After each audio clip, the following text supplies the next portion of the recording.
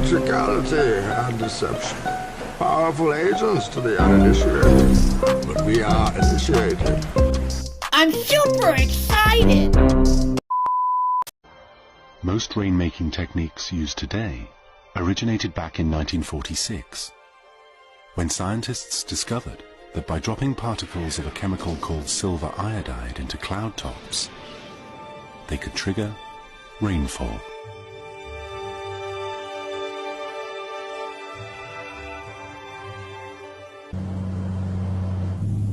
I'll put the radar on here in the aircraft, see if we can find the distance to that cell band.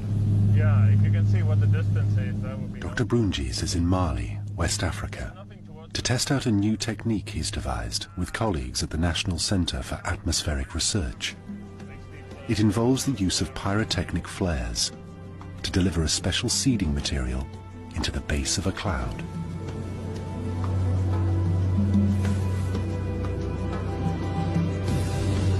These are the so-called hygroscopic flares. They consist of salts inside. And as we burn them, the smoke produces the particles, the salt particles that... Oh, there's a rainbow up front here.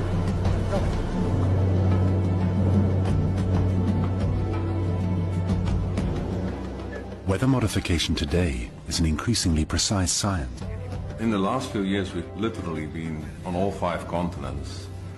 A lot of our work focused on Southeast Asia, Africa, North and South America, and then also in Europe, Italy and Greece. There are currently more than 47 countries, more than 150 programs, cloud seeding programs, going on as we speak. But it's a science... Oh, yeah. Sure, later, huh? Right, later. Okay. I got something to say. I want to know how come the fascist pigs have been seeding the clouds. Right. Last hour and the airplanes going over twice with all the smoke coming out of them seeding the clouds. And I want to know, why that stuff is going down, man. And why doesn't the media report that stuff to the people, man? I'm telling you what happened. The planes come over for an hour and a half and they seeded all the clouds. It's the second time they did this today. People of unknown origin were seeding the clouds over the I don't know what they hope to prove, man. What's going on here?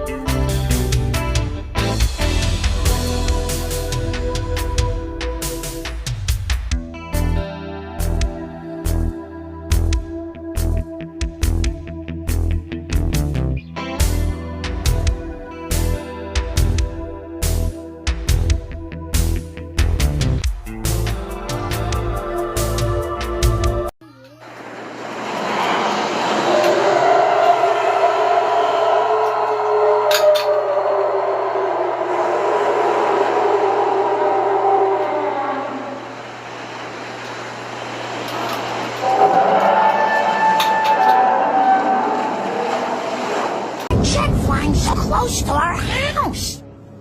At last, those planes are flying where they belong. That's right.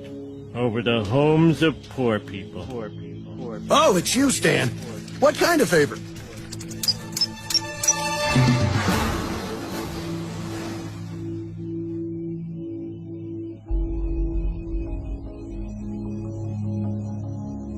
I abused my CIA powers to make that superstorm. You made this storm? Lives were destroyed. Now kiss, you two lovebirds, and put some mustard on it. Aren't you straight? Yes, but I'm terrified of these people. They can control the weather.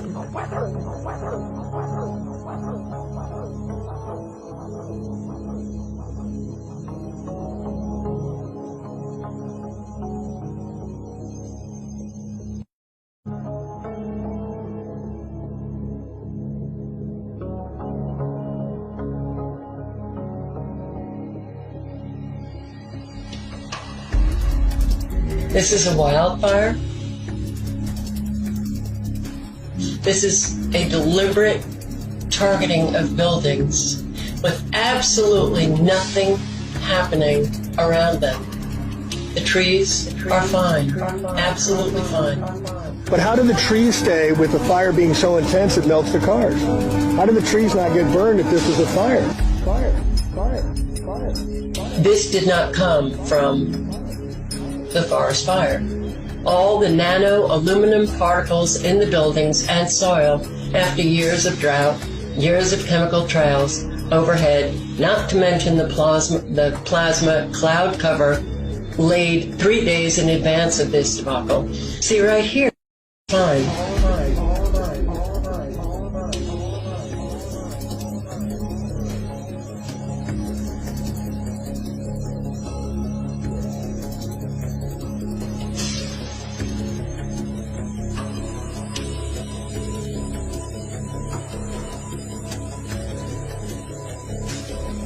It's like we're being poisoned.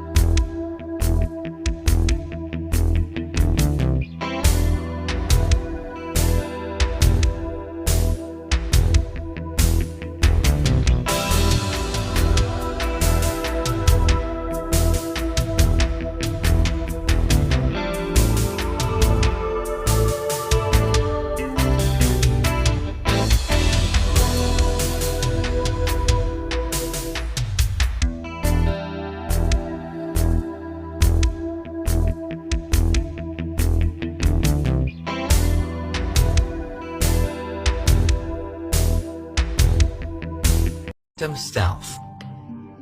This amazing invisibility technology was created by Hyperstealth Biotechnology Corp. And has been dubbed a real-life Harry Potter invisibility cloak. The quantum stealth, as it's more commonly called, can obscure objects, making them appear invisible. The sheet is made of light-bending material and boasts the use of something called broadband invisibility. The technology could be used to hide anything from ships to vehicles to spacecraft.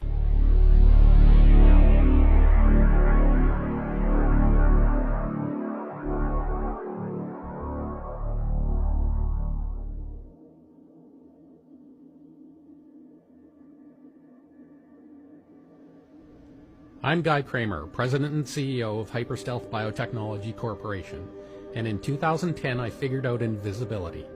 Quantum stealth is a patent-pending light-bending material that works by bending the light so that only the background is visible and a target, such as a person, is removed from view when behind this material.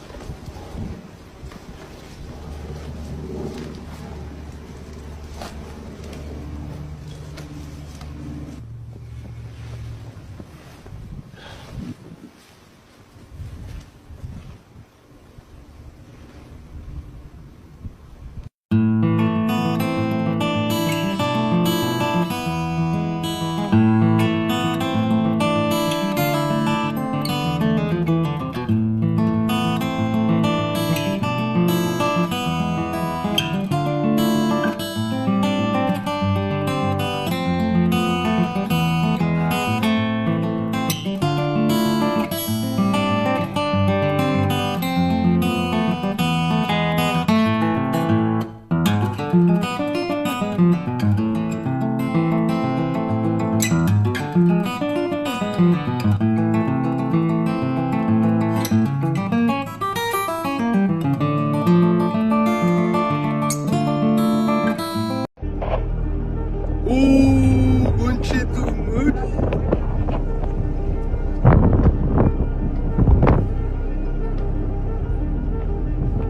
vuelva la luz, va a volver a explotar. Oye, justo hay una micro ahí, weón.